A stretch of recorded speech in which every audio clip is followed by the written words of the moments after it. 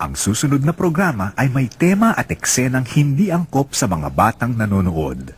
Patnubay ng magulang ang kailangan. Ang pagpapahina sa Gwardiya Sibil ay ikalalagay sa panganib ng kapanatagan ng bayan. Tinatawag ba ninyong pananalig yung mga kaagawang pampakitang tao? Di ata't hindi pa ninyo nakikita ang pangangailangan ng pagbabago? Maaari bang isalaysay mo ang kwento ng iyong buhay? Hayaan niyo po akong mga bahagi sa inyo.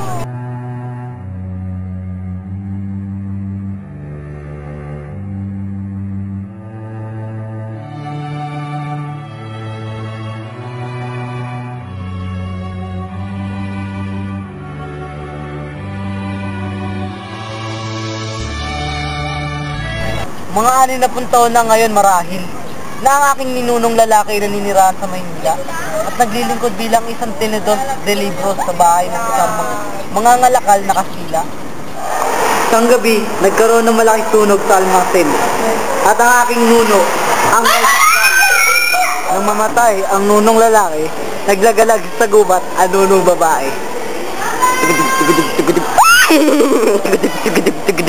Sino nga naman ang mahahabag sa asawa ng isang taksil at arsonista? Ang anak ng nunong lalaki at ng nunong babae ay namatay sa laban. At dahil sa nangyaring yun, ang nanay nito ay nagpakamatay sa sobrang kalungkutan. Ang isang anak ng nunong babae at ng nunong lalaki ay nagpunta sa Maynila at nagkaroon ng kasintahan. Doon na po ang kanilang pagmamahalan at sila'y nagkaroon ng supling na kambal na babae at lalaki. Sa natural, ang kambal po na lalaki ay ako. Maagang namatay ang aming ina at lumaki kami sa paniniwalang patay na ang aming ama. Pinag-aral naman kami na mabuting paaralan. Naging masagana ang aming kabataan, ngunit dahil sa isang saglot, nagalit ko noon ang isang malayong kamag-anak namin. At nalaman ko na ang utosang pinagmamalabisan ko ay siya palang aming ama. Lumayo kaming mag-ama sa puok na yun. Namatay siyang inaakalang siya ang dahilan ng aming mga kasawian. Pati ang aking kapatid na babae ay natagpuan konding bangkay. Kaya mula noon, ako'y gumagala na lamang. Niraramdam ko ng labis ang kanilang sinapit. Ngunit ang sama ay hindi nagagamot ng kapwa sama.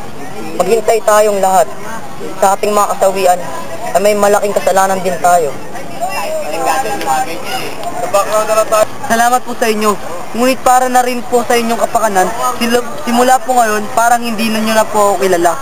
Nibatiin ay huwag nyong gagawin. Kahit makita ay anumang kalagayan.